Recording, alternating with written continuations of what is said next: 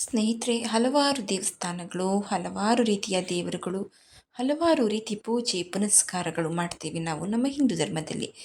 ಅದರಲ್ಲಿ ಮಹಾವಿಷ್ಣುವಿನ ಹಲವಾರು ರೂಪಗಳನ್ನು ಪೂಜಿಸ್ತೀವಿ. ಅದರಲ್ಲಿ ನರಸಿಂಹ ಅವತಾರ ಕೂಡ ಒಂದು. ಅಂತಹ ನರಸಿಂಹಸ್ವಾಮಿ ವಿಷ್ಣು ದೇವನ ಅವತಾರವೇ.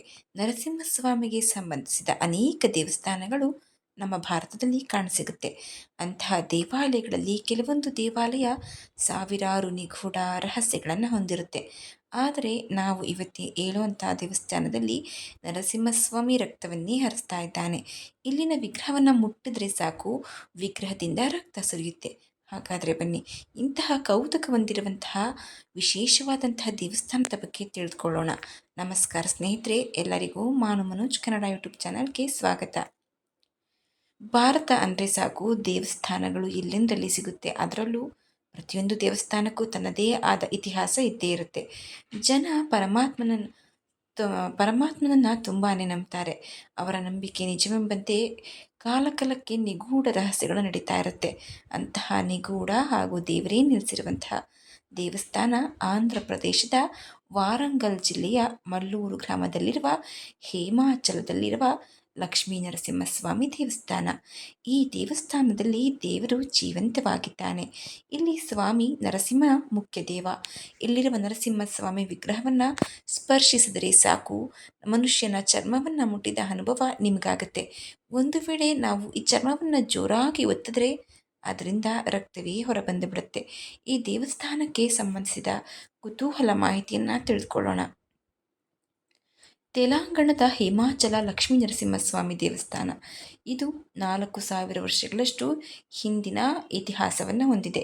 ಈ ದೇವಸ್ಥಾನ ಸಮುದ್ರ ಮಟ್ಟದಿಂದ 1500 ಅಡಿ ಎತ್ತರದಲ್ಲಿದೆ. ಬೆಟ್ಟದ ಮೇಲಿರುವ ಈ ದೇವರ ದರ್ಶನವನ್ನು ಪಡೆದುಕೊಳ್ಳಲು ನಾವು 150 ಮೆಟ್ಟಿಲುಗಳನ್ನು ಹತ್ತಿ ಹೋಗಬೇಕಾಗುತ್ತೆ. ಹೇಮಾಚಲ ನರಸಿಂಹಸ್ವಾಮಿ ದೇವಾಲಯ ಬೆಟ್ಟದ ಮೇಲಿರೋದ್ರಿಂದ ತುಂಬ ಹಚ್ಚ ಹಸಿರಿನಿಂದ ತುಂಬಿಕೊಂಡಿದ್ದು ನೋಡಲು ರಮ್ಯ ಮನೋಹರವಾಗಿದೆ. ಇಲ್ಲಿ ಮೌನಸ್ಥ ಸ್ಥಿತಿಯಲ್ಲಿ ಧ್ಯಾನವನ್ನು ಮಾಡಲು ಶಾಂತಿಯುತ ವಾತಾವರಣ ನಮಗೆ ಸಿಗುತ್ತೆ. ಅಷ್ಟೇ ಅಲ್ಲದೆ ದೇವಾಲಯದ ಗರ್ಭಗುಡಿಯಲ್ಲಿ ನರಸಿಂಹಸ್ವಾಮಿ ವಿರಾಜಮಾನನಾಗಿ ಕುಳಿತು ಬರುವಂತಹ ಭಕ್ತಾದಿಗಳನ್ನು ಹರಿಸ್ತಾ ಇದ್ದಾನೆ.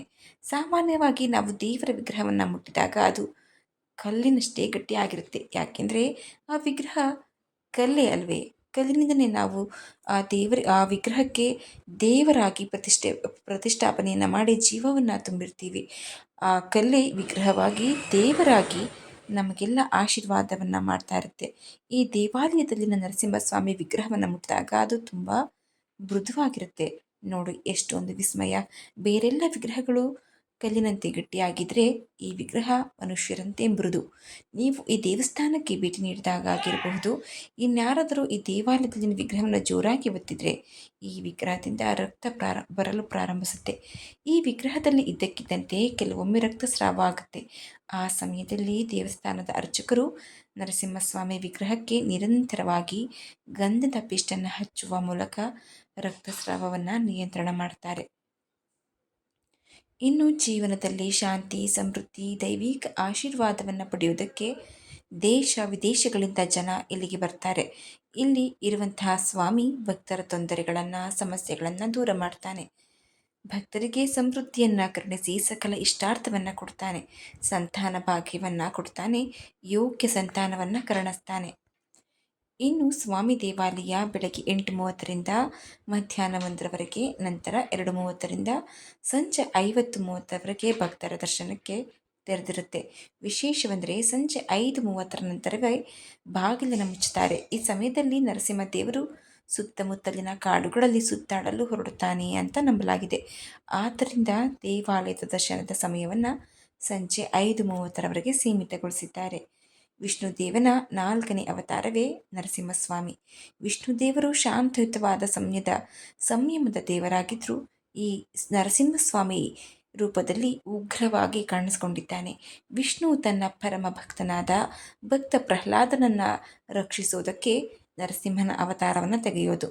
ವಿಷ್ಣುವಿನ ಈ ರೂಪವನ್ನೇ ಆಂಧ್ರದ ಹಿಮಾಚಲದಲ್ಲಿ ಲಕ್ಷ್ಮೀ ನರಸಿಂಹಸ್ವಾಮಿಯಾಗಿ ಪೂಜಿಸ್ತಾರೆ. ಸ್ನೇಹಿತರೆ, ಎಷ್ಟೊಂದು ವಿಸ್ಮಯ ಅಲ್ವೇ. ಯಾರಾದರೂ ಈ ದೇವಸ್ಥಾನಕ್ಕೆ ಹೋಗಿದ್ರೆ ಕಮೆಂಟ್ ಮಾಡಿ. ಈ ಮಾಹಿತಿ ನಿಮಗೆ ಇಷ್ಟವಾಗಿದ್ದರೆ ದಯವಿಟ್ಟು ಶೇರ್ ಮಾಡಿ, ಲೈಕ್ ಮಾಡಿ. ವಿಡಿಯೋ ಬಗ್ಗೆ ನಿಮ್ಮ ಅನಿಸಿಕೆ ಅಭಿಪ್ರಾಯವನ್ನು ಕಮೆಂಟ್